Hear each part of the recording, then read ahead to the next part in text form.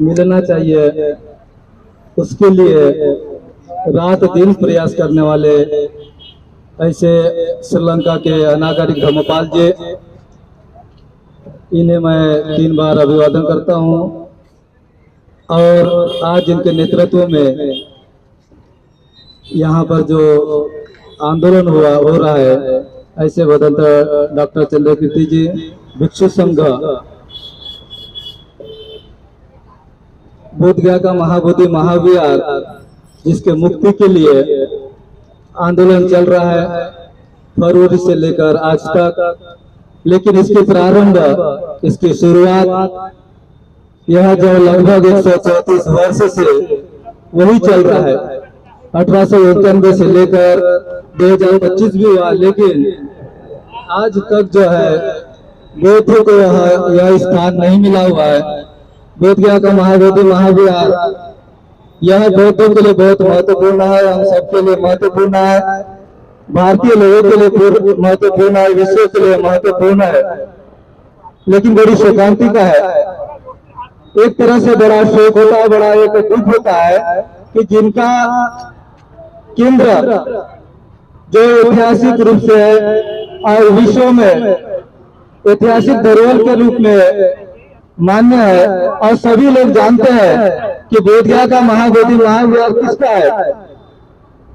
यदि इतिहास में पढ़ते हैं, यदि उसका गूगल में सर्च करते हैं, किसी पुस्तकों में पढ़ते हैं, तो छोटा बच्चा भी बता देगा कि यह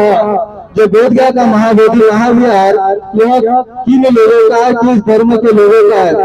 लेकिन भारत के जो बौद्ध से विरोध करते हैं या जो बौद्ध को नहीं मानते, ऐसी कुछ विचारधाराएं जो है इसका विरोध करती है। और इसलिए जो है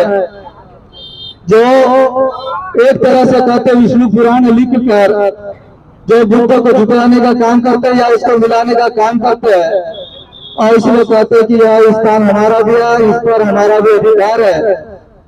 लेकिन सरकार हो या लोग हो, उन सभी लोगों को जानना चाहिए, यदि पाली साहित्य का इतिहास करते हैं, बौद्ध अध्ययन करते हैं, बौद्ध साहित्य का अध्ययन करते हैं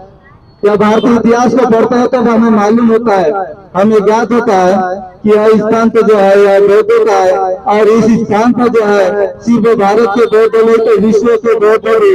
नतमस्तक करने आते हैं। और क्योंकि उनका केंद्र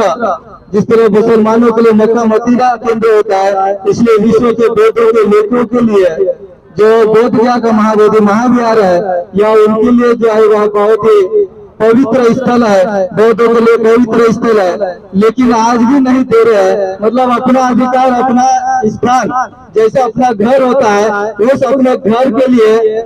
एक कोर्ट कचहरी करना पड़ता है, आंदोलन करना पड़ता है, लड़ाई मैदान में उतरना पड़ता है। मतलब जो है कितनी बड़ी जो है भारत के भगवान बुद्ध और भारत के जो लोग जो कुछ लोग है जो समझना नहीं चाहते हैं, या जो विरोधी लोग है वो समझना नहीं चाहते, उनके पास में तो हमारे कैसे ऐसे बहुत स्थल है। वही हम लोग जब इतिहास में पढ़ते हैं, सम्राट अशोक से लेकर जब से बौद्ध विहार, बौद्ध महाविहार, स्तूप, चैत्य, शिलालेख, स्तंभलेख ये जो बनने तैयार है, उसके बाद से न जाने ऐसा कहा जाता है कि जो 84,000 जो धर्म स्तंभ है, जो भगवान बुद्ध और अन्य जो भिक्षु संघ ने बताए हुए 82,000 धर्म स्तंभ भगवान बुद्ध ने बताया, और 2,000 अन्य जो धर्म स्तंभ अन्य भिक्षुओं ने बताया। तो इसलिए इसी को मानकर इतिहास में ऐसा प्राप्त होता है कि 84,000 महाविहार है या विहार है, इनका निर्माण जो सम्राट अशोक ने किया।